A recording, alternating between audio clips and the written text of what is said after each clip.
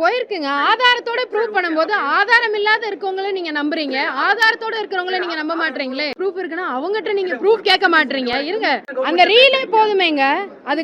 அதுக்கு பதில் ரீலே போதுமேங்க. இல்ல நான் சொல்றது இதுதான். நாங்க ஏதோ யார்கிட்டயுமே பேசாத மாதிரியும் நீங்க கேட்கிற கேள்விகள் அதாவது ஆதாரம் இல்லாத இருக்கவங்கள்ட்ட நீங்க கேள்வி கேட்க மாட்டேன். கடந்த 2 நாட்களாக இன்டர்நெட் ஃபுல்லாக இந்த வீடியோ தான் சோசியல் மீடியாவில் வைரல் ஆகிட்டு இருந்துச்சு. இந்த வீடியோவுக்கு ரிப்ளை கொடுக்குற மாதிரி அமைச்சர் கீர்த்தனா ஒரு பதிலடியும் கொடுத்துருக்காங்க. அதாவது கடந்த 2 நாட்களாக அமைச்சர் கீர்த்தனா ஃபாரினில் வேலை சம்மந்தப்பட்டமாக போயிருக்காங்க அப்படின்னு சொல்லி இந்த வீடியோ வச்சு பலருமே ட்ரோல் பண்ணி பேச ஆரம்பிச்சிருக்காங்க. ஸோ இதை பார்த்து கடுப்பான கீர்த்தனா அவர்கள் ரிப்ளை கொடுக்குற மாதிரி இப்படி ஒரு போஸ்டர் ஷேர் பண்ணியிருக்காங்க.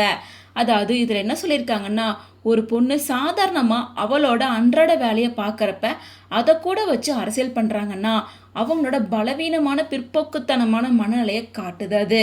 ஆனால் எனக்கு இதில் எந்த ஆச்சரியமும் இல்லை. பொண்ணுங்களை பற்றி தப்பாக தொடர்ச்சியாக ஆபாசமாக இழிவாகவும் பேசுகிற ஒரு தலைவரோட தொண்டர்கள் கிட்ட இருந்து வேற என்ன எதிர்பார்க்க முடியும்? நான் தெளிவாக சொல்லிக்கிறேன், அந்த வீடியோவில் இருக்கிற பொண்ணு நான் கிடையாது. ஒருவேளை நானாவே இருந்தாலும் அதில் என்ன பிரச்சனை?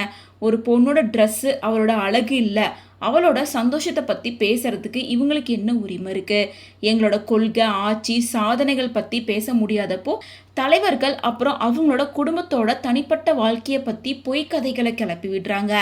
சொல்கிறதுக்கு உருப்படியாக எதுவுமே இல்லாதப்போ பொண்ணுங்களை இழிவாக பேசுறது தான் இவங்களோட பழைய ஆயுதம்.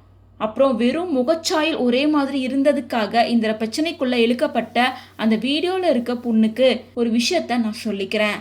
என்னை மன்னிச்சிடுங்க, நீங்கள் ரொம்ப அழகாக இருக்கீங்க, உங்கள் விருப்பப்படி எதை பற்றியும் கவலைப்படாமல் வாழுங்க, அந்த ஹேர் ஸ்டைல் உங்களுக்கு ரொம்ப நல்லா இருக்குது அப்படின்னு சொல்லி அந்த பொண்ணுக்கு ஆதரவாகவும் ட்ரோல் பண்ணி வந்துட்டு இருக்க எல்லாத்துக்கும் பதிலடி கொடுக்குற மாதிரி இப்படி ஒரு போஸ்ட் அமைச்சர் கீர்த்தனா ஷேர் பண்ணியிருக்காங்க.